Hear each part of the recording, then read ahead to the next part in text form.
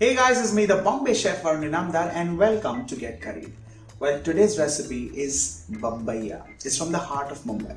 Well, let me also clarify that there is nothing of the origin of this recipe because this is more of a non-vegetarian take or a chicken take on the quintessential classic, which is a Batata Vada or a Vada Pav. Well, today's recipe is a Chicken Vada Pav. Let's begin.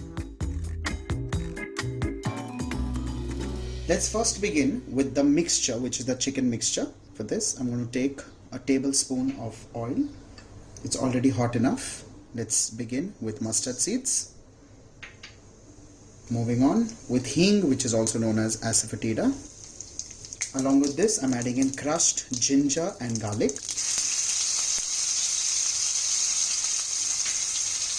Crushed green chilies.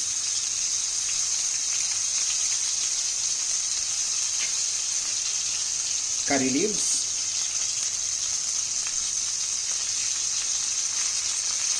turmeric powder, and chopped coriander leaves.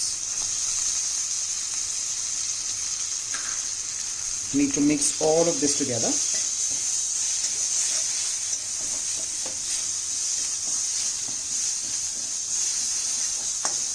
Cook this till the raw flavor of ginger and garlic goes away. Do not get tempted to add in more oil because we're going to make a mixture or center filling out of this. That's about it. Let's transfer this cooked mixture into the chicken mince. If you've also noticed, I've scraped the brown bits, which is very important because that's where all the flavor lies. With this, I'm also going to add in salt and mix this like this.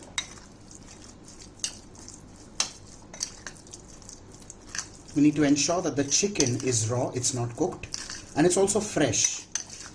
In case you're using frozen chicken, just keep it out for a while, let it thaw completely. If there is some water, drain it out completely because that's not what you're looking at in this recipe. Mix this well and just keep it aside. With this, your filling is done and ready, and this way the filling also stays nice and moist. In case you have chicken which is cooked or which is ready, it will not bind together, of course, because the proteins have already kind of cooked. In that case, what you can do, or what you should do rather, is add in a boiled potato. Now that the chicken filling or the center is ready, let's begin making the outer covering. For that, we need to begin with besan, also known as gram flour. To this, I'm adding salt and water, as simple as that.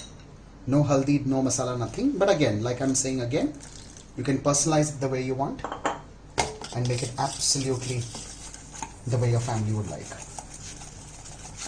Let's whisk this up into a thick batter. We're not looking at a thin batter because we are looking at it as a batter of thick consistency, coating consistency.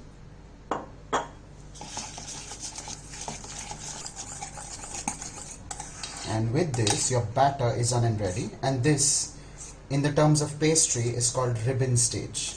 Like how you would make for a hollandaise sauce or zabayon. That's how it is. Well, both the components are ready. Let's move on to making the chicken vadas. The next is to follow a sequence or a pattern in the kitchen. And that is like this. The first one is to make the balls or the vadas, and the pattern is where you follow a sequence of dipping it in the batter. That's how you make. Dip it in the batter. Let me make one more.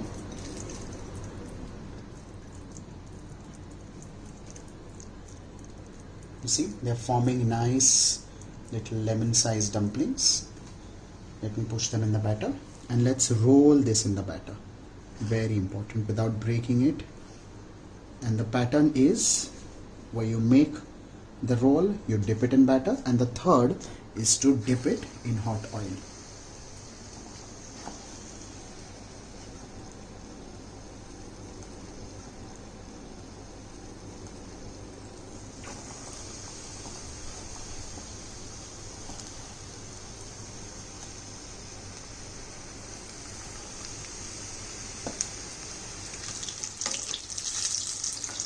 You need to begin frying these on low flame because you want them to cook through and through from within.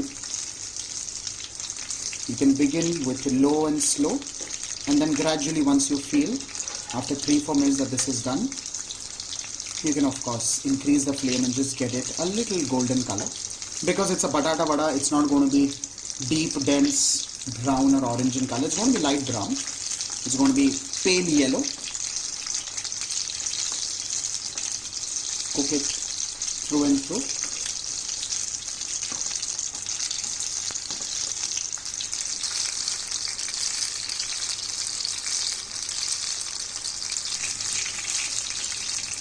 With this, the vadas are fried and ready.